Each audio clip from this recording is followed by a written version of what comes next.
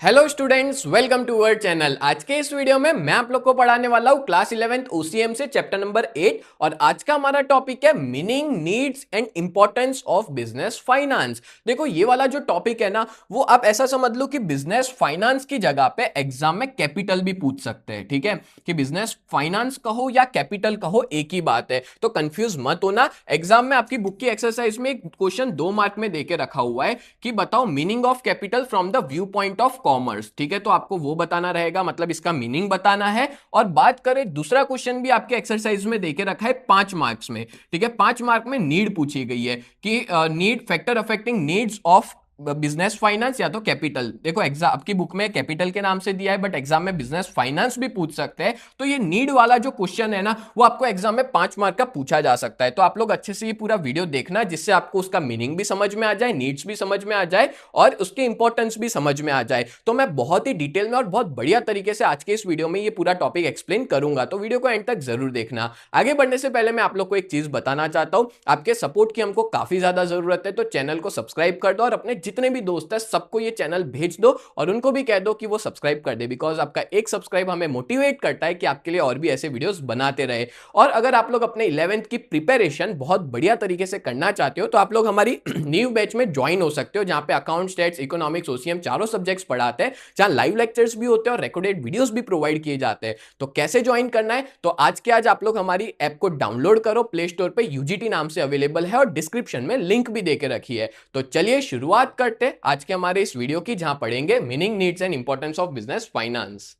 तो सबसे पहले हम लोग देखते हैं कि बिजनेस फाइनेंस मतलब होता क्या है। तो मैंने जैसा अभी थोड़ी देर पहले बताया, बिजनेस फाइनेंस को अपने कैपिटल भी कहते हैं। तो अकाउंटिंग व्यू पॉइंट से देखें तो कैपिटल का ना नैरो मीनिंग है, मतलब बहुत छोटा। कैपिटल मतलब आपने अकाउंट्स में पढ़ाई होगा, जो पैसा ओनर घर से लेके आते हैं उसको कैपिटल कहते हैं। ठीक है, तो अकाउंटिंग व्यू पॉइंट की बात करें तो अकाउंटिंग व्यू पॉइंट से जो कैपिटल है उसका मतलब होता है amount of cash, assets and goods invested in business. But in commerce the word capital has wider meaning. Commerce के अंदर जो कैपिटल वर्ड है उसको हम लोग वाइडर मीनिंग से देखते हैं। मतलब अगर अकाउंटिंग पॉइंट ऑफ व्यू से देखें तो कैपिटल मतलब ऐसा पैसा, एसेट्स और गुड्स जो बिजनेस में इन्वेस्ट किया जा रहा है। पर अगर मैं कॉमर्स व्यू पॉइंट से देखूं, ओसीएम के अंदर कैपिटल का मतलब थोड़ा सा अलग होता है। इसका मतलब क्या होता है, तो एग्जाम में ना ये वाला आपको पॉइंट पूछ सकते हैं। ठीक है, capital from the view point of commerce. ठीक है, कॉमर्स के व्यू पॉइंट से कैपिटल का मतलब क्या है, तो ये क्वेश्चन आपको 2 मार्क में लिखना होगा। ठीक है, 2 मार्क के अंदर देखो इसका भी लिख लेना, साथ साथ में अकाउंटिंग व्यू पॉइंट से क्या बोला जाता है ना, वो भी उसका मतलब लिख लेना। ठीक है,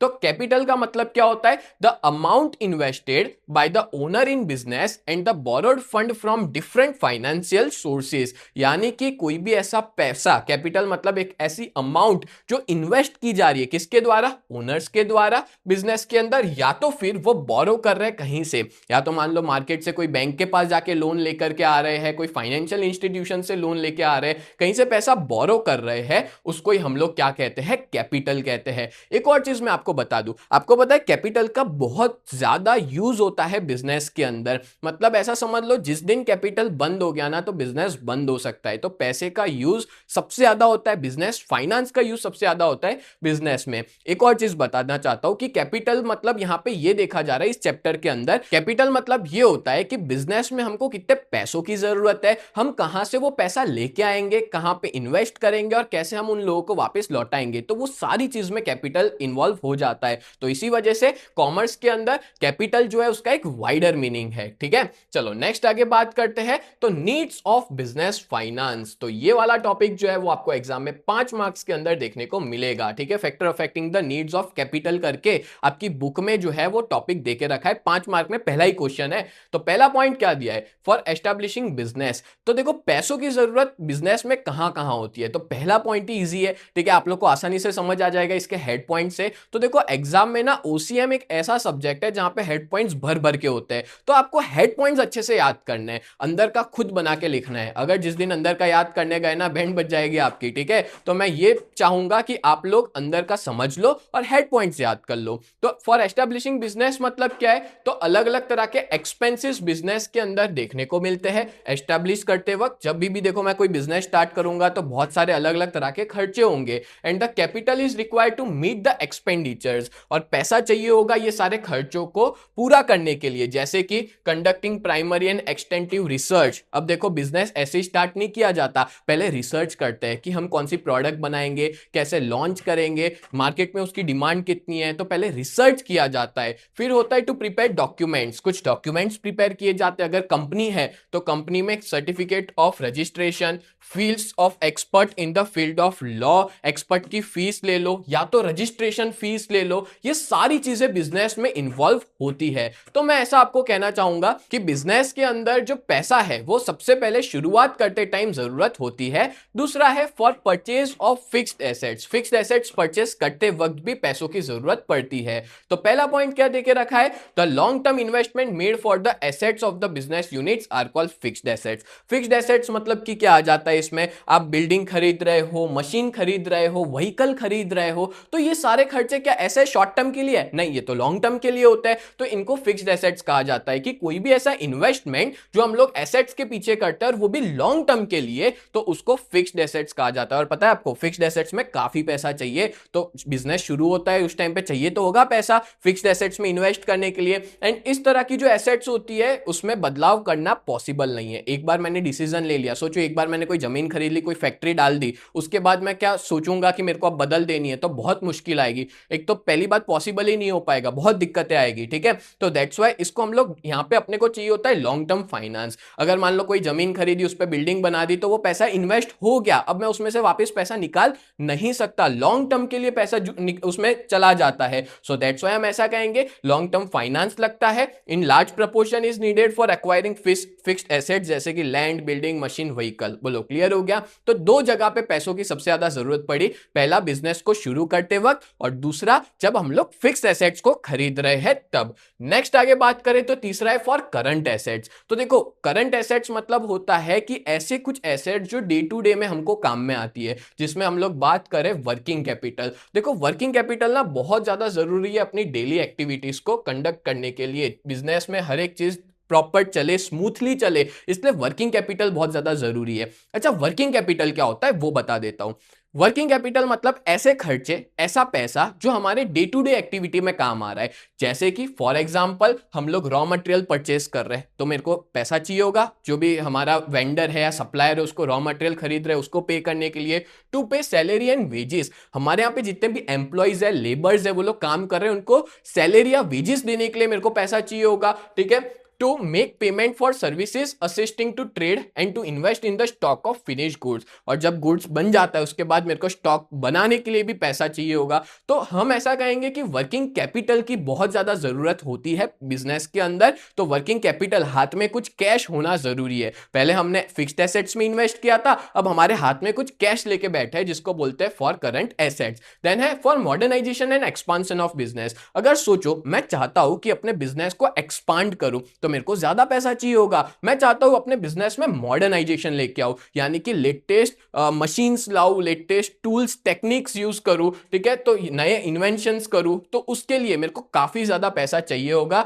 या तो फिर मैं चाहता हूं कि नए तरह का प्रोडक्शन टेक्नोलॉजी लाऊं, ठीक है, पुराने मशीन्स को हटा देता हूं और सारे नए मशीन्स ला देता हूं जो एकदम लेटेस्ट टेक्नोलॉजी वाले हो। तो ऐसी सब सिचुएशन में मेरे को क्या चाहिए होगा, पैसा चाहिए होगा, जिसको बोलेंगे नीड ऑफ बिजनेस फाइनेंस, जिसको कैपिटल भी कहते हैं। और लास्ट है नंबर 5 फॉर एक्सीडेंटल रिक्वायरमेंट। अब देखो बहुत सारे ऐसे इंटरनल और एक्सटर्नल फैक्टर बिजनेस को अफेक्ट करते हैं, ठीक है।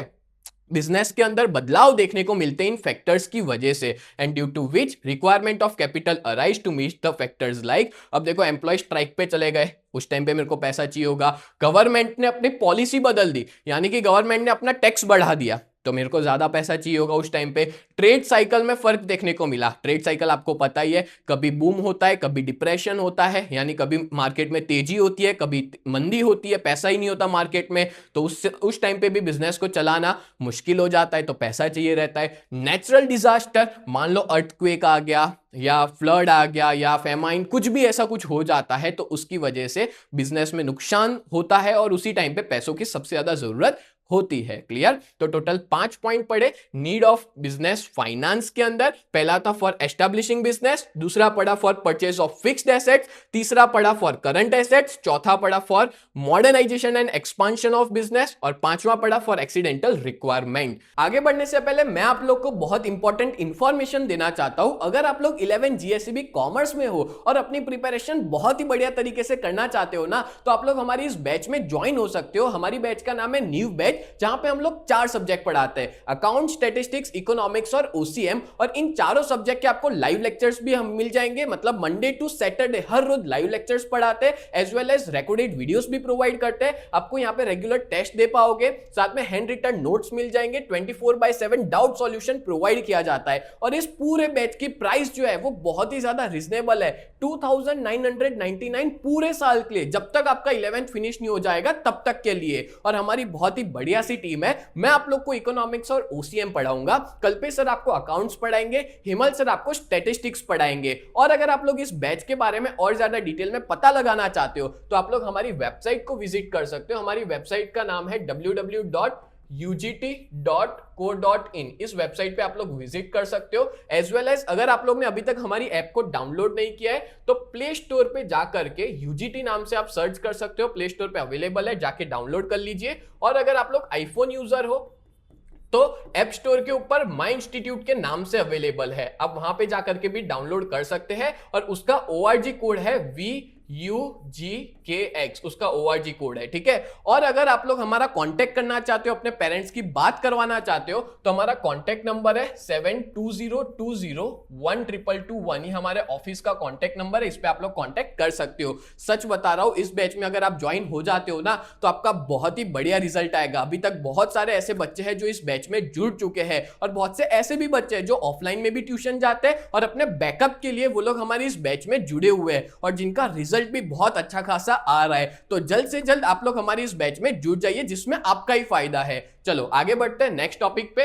नेक्स्ट आगे बढ़े तो इंपॉर्टेंस ऑफ बिजनेस फाइनेंस, अब लास्ट टॉपिक है, इंपॉर्टेंस उसके देख लेते हैं। तो क्या देके रखा है, finance is an axis around which all financial activities rotate. यानी कि फाइनेंस एक ऐसा एक्सिस है जिसकी वजह से बिजनेस चलता रहता है, ठीक है। एक ऐसा एक्सिस है जिसकी वजह से बिजनेस चलता रहता है, सारी एक्टिविटीज चलती रहती है। पता है आपको, पैसा जो है ना, यानी बिजनेस फाइनेंस कहो या कैपिटल कहो, इसको रिलेट किया गया ह्यूमन ब्लड के साथ। जैसे अपनी बॉडी में खून कैसे होता है, ह्यूमन ब्लड यानी कि सर से लेके पांव तक बॉडी के हर हिस्से में खून जाता है, पहुंचता है कि नहीं खून। अगर सोचो जिस दिन मेरा हाथ है, अगर इसमें खून जाना बंद हो गया तो क्या होगा, मेरा हाथ पैरालिसिस हो जाएगा, काम नहीं करेगा, ठीक है। वैसे पूरी बॉडी में खून फ्लो होना बंद हो गया तो बॉडी मर जाएगी। तो ऐसा ही हम बिजनेस में कह सकते हैं कि बिजनेस में भी हर एक्टिविटी में, कोई भी छोटी से छोटी एक्टिविटी हो या बड़े से बड़ी एक्टिविटी हो, हर एक एक्टिविटी में चाहिए होता है पैसा। और जिस दिन बिजनेस में पैसा फ्लो होना बंद हो गया ना, उस दिन बिजनेस बंद हो सकता है। सो ऐसा कहेंगे कि जितना इंपॉर्टेंस एक ह्यूमन बॉडी में ब्लड का है, उतना ही इक्वली इंपॉर्टेंस एक बिजनेस में कैपिटल का होता है, ठीक है। कैपिटल है तो बिजनेस है, पैसा है तो बिजनेस है, ठीक है। और बिजनेस में कोई भी एक्टिविटी रन करनी हो टाइम पे, तो आपको एक प्रॉपर फाइनेंशियल सिस्टम बहुत ज्यादा जरूरी है। इनएविशिएबल मतलब होता है बहुत ज्यादा रिक्वायर्ड है, जरूरी है। एंड विदाउट कैपिटल, पैसों के बिना कोई भी ट्रांजैक्शन इम्पॉसिबल हो जाता है। और amount of finance is limited, और कोई भी बिजनेस ऐसा नहीं होगा जिसके पास भर भर के पैसा पड़ा होगा, जरूरत से ज्यादा पैसा पड़ा होगा, ऐसा बिजनेस नहीं होता। बिजनेस में हमेशा पैसों की कमी रहती है और हमारे पास उसके बहुत सारे अल्टरनेटिव यूजेस है। फॉर एग्जांपल देता हूं, मान लो कि मेरे पास 10 लाख पड़े बिजनेस में, तो वो 10 लाख के बेसिस पे कितनी सारी चीजें हो सकती है। मैं उस 10 लाख को एडवर्टाइजमेंट के पीछे खर्च कर सकता हूं, या तो फिर मैं उसमें एम्प्लॉइज के पीछे उनको बोनस वगैरह देने के लिए खर्च कर सकता हूं, या एक्सपर्ट को हायर करने के लिए मैं खर्च कर सकता हूं, या एक अच्छा इंफ्रास्ट्रक्चर क्रिएट कर दूं हमारे बिजनेस में, कोई मशीन खरीद लूं। तो एक पैसा लिमिटेड है पर उसके यूजेस कितने सारे अल्टरनेटिव यूजेस है। तो हम ऐसा कहेंगे कि हमेशा पैसों का यूज बहुत सोच समझ के किया जाता है, मतलब ऑप्टिमली किया जाता है, बेस्ट तरीके से यूज किया जाता है। क्लियर?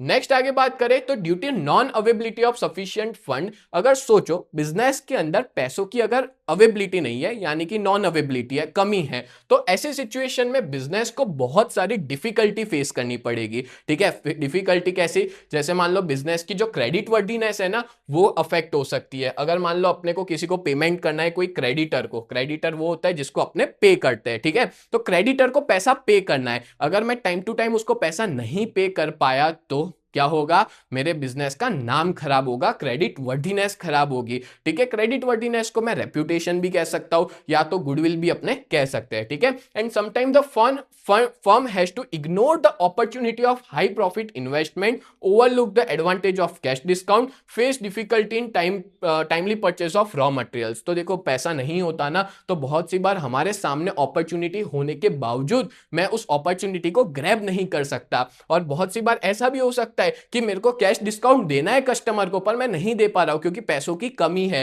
और ऐसा भी हो सकता है कि मैं time to time raw material purchase नहीं कर पा रहा हूं। तो आप समझ ही गए होंगे कि बिजनेस में क्या इंपॉर्टेंस होता है पैसों का, बिजनेस फाइनेंस का।